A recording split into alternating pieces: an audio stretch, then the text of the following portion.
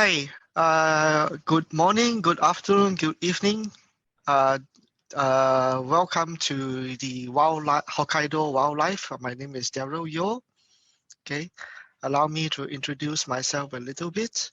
I'm an IT professional in Singapore, and I have been shooting wildlife photography since 2010. So this is my 10th year photographing birds and wildlife in general. I'm the current president of Nature Photographic Society Singapore, and I also conduct wildlife photography course at Canon Imaging Academy Singapore. Okay, every year I lead a wildlife photography trip to Hokkaido during the winter months of February. Okay, and why Hokkaido? During the winter months, many eagles migrate to Hokkaido to escape the cold in Russia. And we are talking about the Steller sea eagle, which is the largest eagle in the world.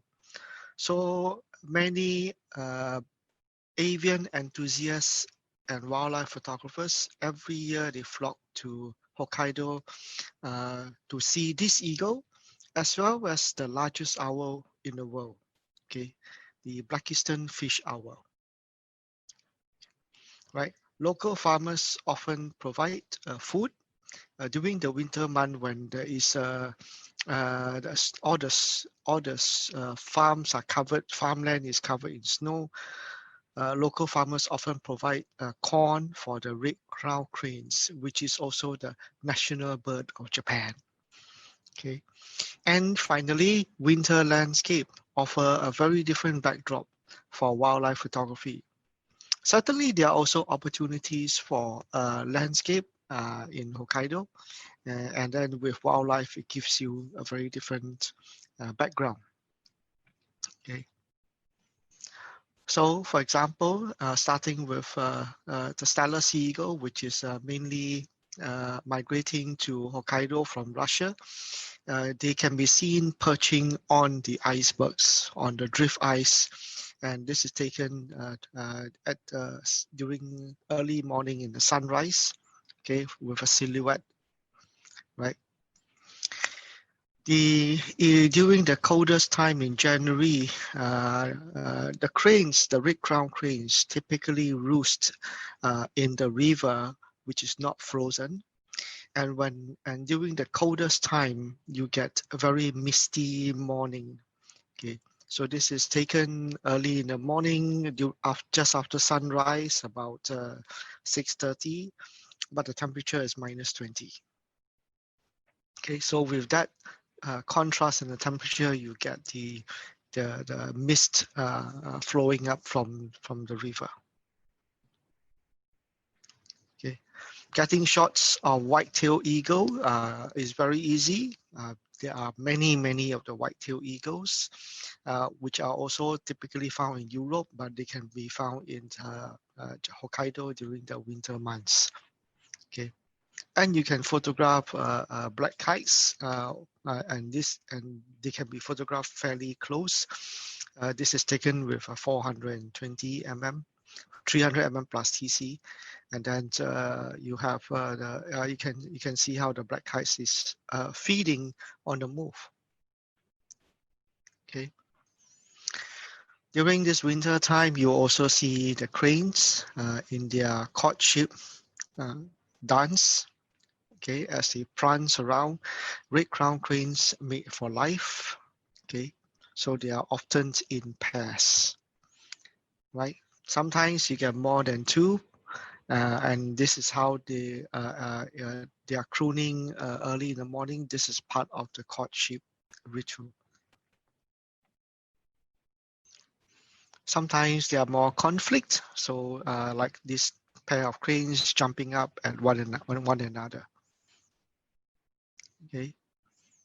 And this is another picture of the cranes that's crooning, just taken against the backlit, where when the temperature is cold enough, you can see their breath against the cold winter air.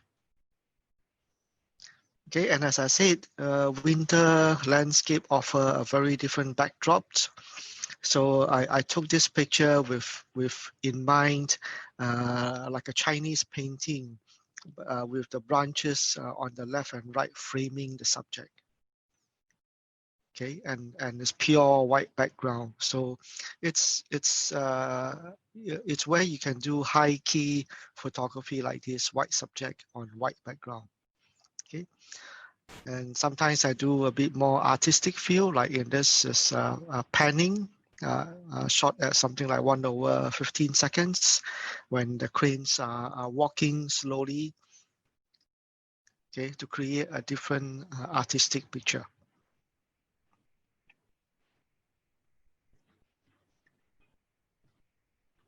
Okay, so as and winter landscape provides a very interesting backdrop for these eagles, right? The two on the left with white shoulder, they are the Stellar sea eagle, and the one on the right is a white-tailed eagle.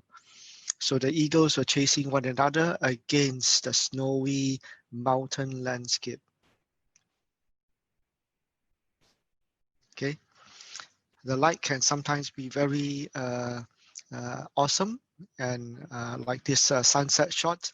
Once the sun has set, the swans and the cranes will start to take off into the sky and head back to their roosting grounds, typically near the river where it's nice and warm at night. Right, moving on to eagles. During this winter time when it's very cold, there's not enough food. The eagles will often compete with one another for food, right? So as in this case, one eagle is snatching the fish from another. And sometimes you get more than just two eagles. Like this eagle is snatching from this other eagle, and then the third one is standing by. Okay? Other than eagles, even gulls are competing very much for the limited food source. Okay, normally in winter, it's even the sea is partially frozen, so it's difficult for even gulls to fish. Okay, and they will all often depend on the fishermen when they return to port for handouts like this. Okay. Another picture showing white-tailed eagles trying to snatch fish, right? And the Stellar sea eagle that's watching. Other than eagles, sometimes we look for owls as well, like this pair of Euro owls that's nesting. Okay, nice and cozy in their nest. Okay. And you can also photograph these Stellar sea eagles from a very interesting perspective. This is basically taken from ground level, almost prone down. And you can see how it gives you a different background perspective, and from how you can see the eagles are being perched. Okay. And where else can you see eagles on the ground, fighting on the ground, right? Than in Hokkaido, right? So these two are in fighting, two juveniles. And same thing with the Stella. These are juvenile white Stella sea eagle. So this eagle is holding back this other one from flying, right? As if saying, no, you're not going to get away without letting go of what you have on your other foot. Okay. And it's also easy to get many eagles, right, in the same place. Okay, like something like a tug of war, right? And this looks more like a gang fight between two different gangs of eagles. Okay, moving on. Other than eagles, you can also find whooper swans in the volcano crater lake, whereby these swans will be at the edge of the lake. Okay, and you can see them bathing like this, right?